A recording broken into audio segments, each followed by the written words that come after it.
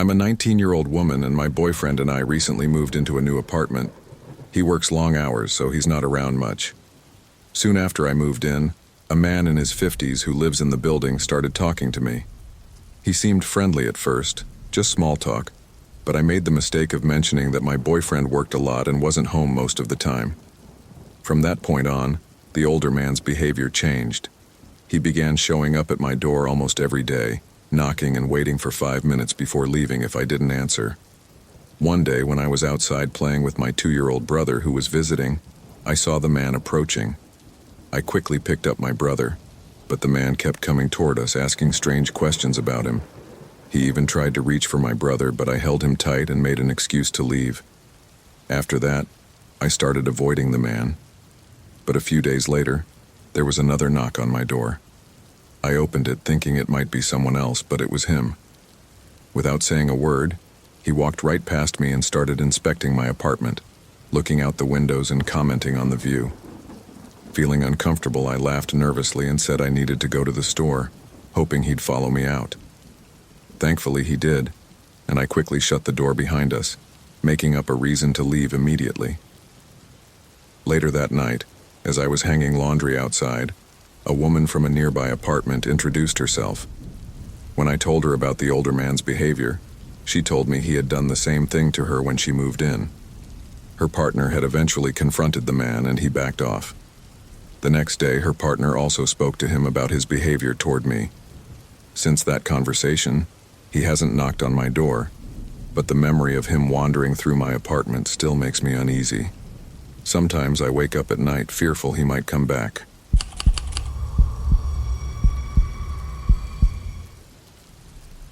This took place about 3 years ago, when my family and I moved into a new home just before the lockdown in late 2019. Strange things started happening shortly after we moved in. One evening, my mom and I were driving home from school around 7 p.m. She noticed a car following us, which wasn't unusual at first. But as we circled around a roundabout to check if we were being paranoid, the car sped up and cut us off on the road leading to our house. It was an odd encounter, but we decided to brush it off. Then, in May, about 2 months into lockdown, my sister was downstairs in the living room around 3 a.m. when she noticed that one of the doors was slightly open. Thinking it had been left ajar by accident, she tried to push it shut but felt resistance, as if someone on the other side was pushing against it. Terrified, she screamed and ran upstairs to wake my parents, who checked the backyard but found no one. After that, my mom was on edge and started sleeping in the living room to keep watch. For weeks, nothing happened. Then, one night around 1 a.m., while we were lying on the couch with the lights off, we saw a bright light flash into the living room. We froze and my mom grabbed her phone to call my dad. When he checked outside, he found nothing unusual. The next night, our security camera footage showed 2 people standing at our gate, staring straight into our house.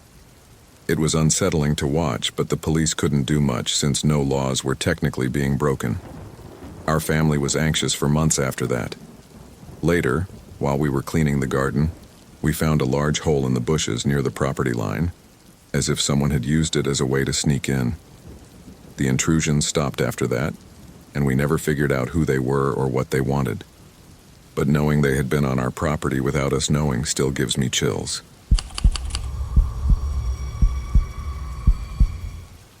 This happened around 2012 or 2013.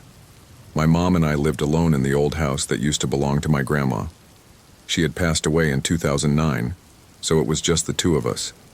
Since most of our family lived in the same town, my mom often went to visit them. Some days I'd go with her. Other days I'd stay home and play games on my computer. One night I was home alone, and it was nearly 11 p.m. when I heard someone knock on the door. I can't remember if I was listening to music or playing a game, but the knock set off all 4 of our dogs, who started barking loudly. They would sometimes bark at neighbors if they saw them outside, and occasionally even at sounds from the street. My room was at the front of the house with a window overlooking the porch and front door, so I went to see who it was. Now, a few people would drop by occasionally to talk to my mom, but it was usually during the day. This was much later than any visitor would normally come by, but I didn't think much of it. I looked out the window and saw a man on the porch, He didn't look like anyone I knew. Still, I figured it might be one of my mom's co-workers stopping by unexpectedly. I opened the door and saw a man who seemed to be in his early 40s, wearing a brown work jacket and light blue jeans, which gave him the appearance of someone who worked in manual labor or perhaps a plant. When he greeted me, he asked, "Hey, how are things going?" and started making small talk. He didn't seem hurried or anxious, so I thought it was just a normal, albeit late visit. The dogs were still barking in the background, which I tried to ignore. We talked for a bit, though I don't remember every detail. He eventually asked, "Is anyone else home?" Even then, I assumed he was an acquaintance of my mom's, so I replied, "It's just me here. My mom's visiting my cousin, but she'll be back soon." He mentioned his name, told me he'd recently moved from Indiana, and explained he was going around to all the neighbors to introduce himself. He claimed that in Indiana, people did that all the time. He smiled, thanked me, and then walked away without saying much else. A newer-looking car was parked on the road just outside the garage. At the time, I didn't think much of it. He seemed like he could afford everything he needed, so I didn't think he was there to steal anything. About 30 minutes later, my mom came home, and I told her what had happened. Her reaction was what made me realize it might have been more serious than I thought. After that, I never saw the man again, and I still don't know what he was really after. My mom told me I might have been lucky he didn't try to come in, considering I had 4 dogs at my side. They were watching the man closely the entire time, as if they knew something was off. Or maybe he was just being friendly, and it was an innocent, though unusual visit. But I still wonder, even now, what did he really want?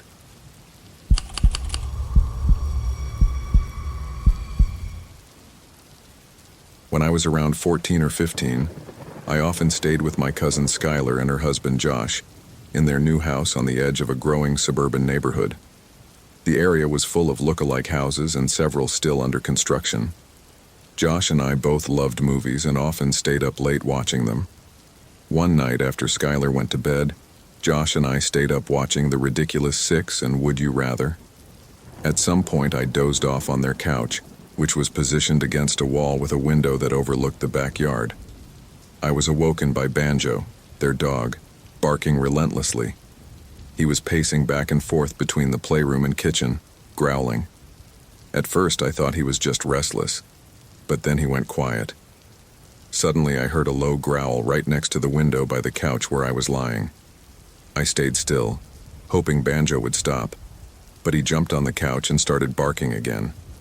I opened my eyes just in time to see a flashlight shining directly into the window. When my eyes adjusted, I saw a man's face, staring in at me. The man's features were eerily similar to Josh's, as if they could have been twins. He leaned close to the glass, laughing as he watched me jump. For a moment I thought Josh was playing a prank, but something about the man's laughter seemed off, colder and less familiar. I ended up sleeping in the upstairs hallway for the rest of the night, too spooked to tell Skylar or Josh.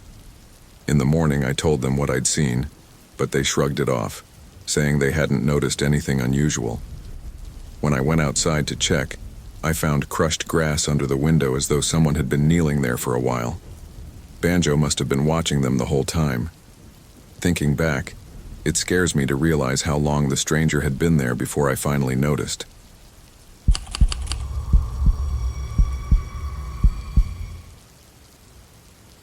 This happened last summer when I was 25. My boyfriend and I had gone thrifting one day, and on the way home I suggested we stop at a nearby grocery store to pick up sushi for dinner. He was tired from working nights, so he offered to drop me off at the store while he went home to rest. Since we live in a busy area with stores, malls, and City Hall close by, I felt safe enough going alone. While I was walking through the parking lot, a tall man, probably around 6 feet 5 inches and in his 40s, approached me. With an intense smile, he complimented me, saying, "Wow, you're stunning." I thanked him politely and tried to walk away, but he blocked my path and kept talking, insisting he had never seen anyone as beautiful as me. I felt immediately on edge. I looked around for my boyfriend, but he was already gone. The man asked me for my name and age. I gave him a random name and said I was 19, hoping he'd lose interest, but he just laughed, saying, "That's perfect. That means you're a real woman now." Feeling trapped, I lied again, telling him I had a boyfriend, but he just smiled wider and said, "So what? I just want to talk to you." His tone became darker, and when he leaned closer, he asked, "So you won't cheat on your boyfriend?" Panicked, I took a step back, desperate for someone to intervene. Suddenly, his smile vanished, and he grabbed my shoulder, saying, "Come on, I have a nice car. Let's go somewhere." Shocked and terrified, I managed to pull away and hurried inside the store. I kept glancing over my shoulder, expecting to see him following me. But instead, he stood in the parking lot, watching me with that same eerie smile. After quickly buying my groceries, I left through a different exit and called my boyfriend, who rushed to meet me. My boyfriend later told me I should have gotten the man's license plate, but I was too scared at the time. I reported the incident to the police, who said they'd keep an eye out, but I haven't heard anything back. I still think about that night and wonder what might have happened if I hadn't been able to get away.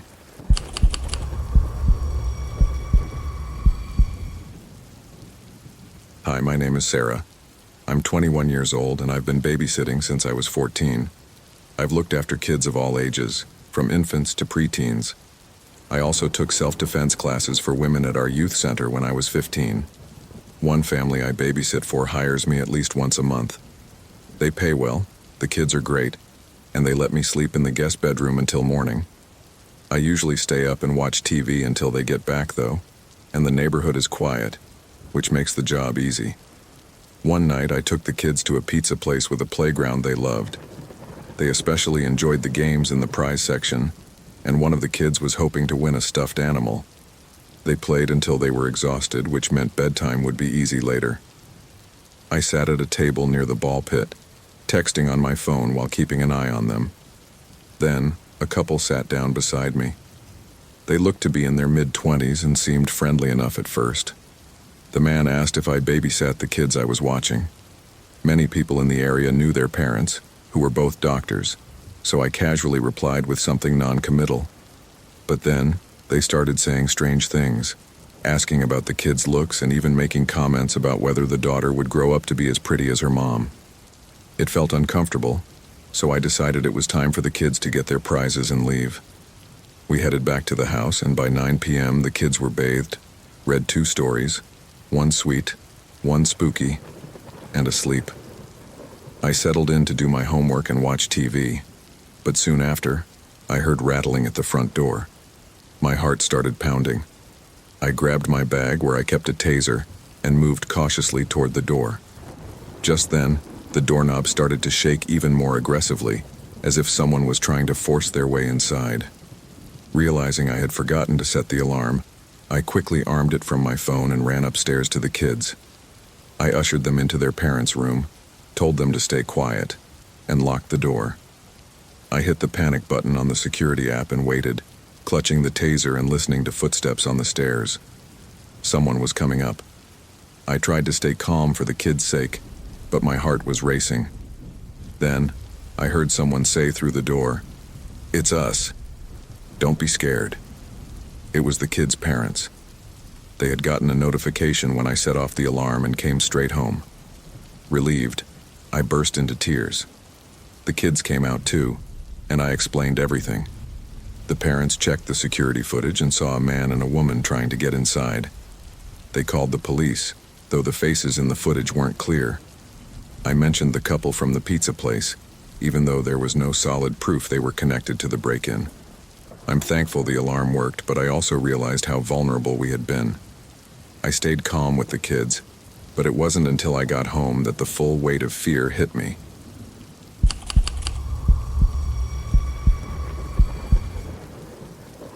This started a few days ago on July 5th, when I got a call from someone claiming to be from FedEx around 10 p.m. They asked to confirm my name and address, which seemed strange since they should have had that information. I didn't think too much about it though, assuming it was about a lost package or some other issue, so I went ahead and gave them the information. Later, I received another call saying they couldn't find my unit number and asking if I could come out to the roundabout near my place to meet them. My dad was suspicious, so he decided to drive around the area to see if anyone was there. He drove around 4 times. The first lap, he didn't see anything unusual, so I joined him for the second round. But still, there was nothing. I decided to go back inside, and my dad did another lap around the block. This time, he noticed a gray SUV parked in the corner of the roundabout.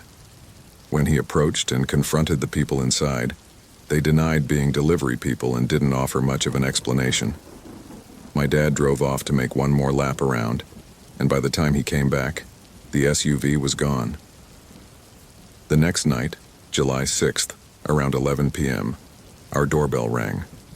I went to check and saw 2 people who looked about 20 years old standing outside.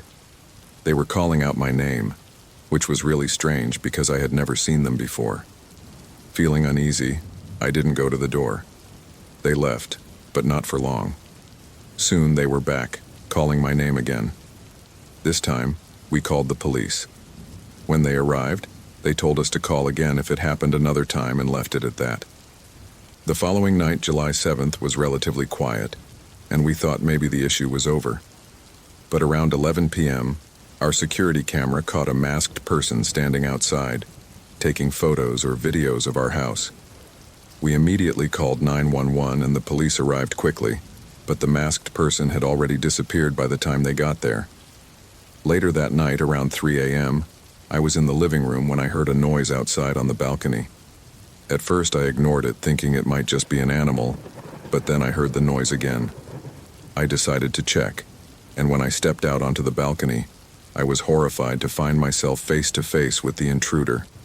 I screamed for help and my family rushed down, but the 2 people ran off again before we could get a good look at them. Now, it's July 9th, and I'm exhausted. I haven't been able to sleep because of how terrifying and confusing this whole experience has been. I keep asking myself, how did they get my name? What do they want from me? I just hope this stops soon because I don't know how much more of this I can take.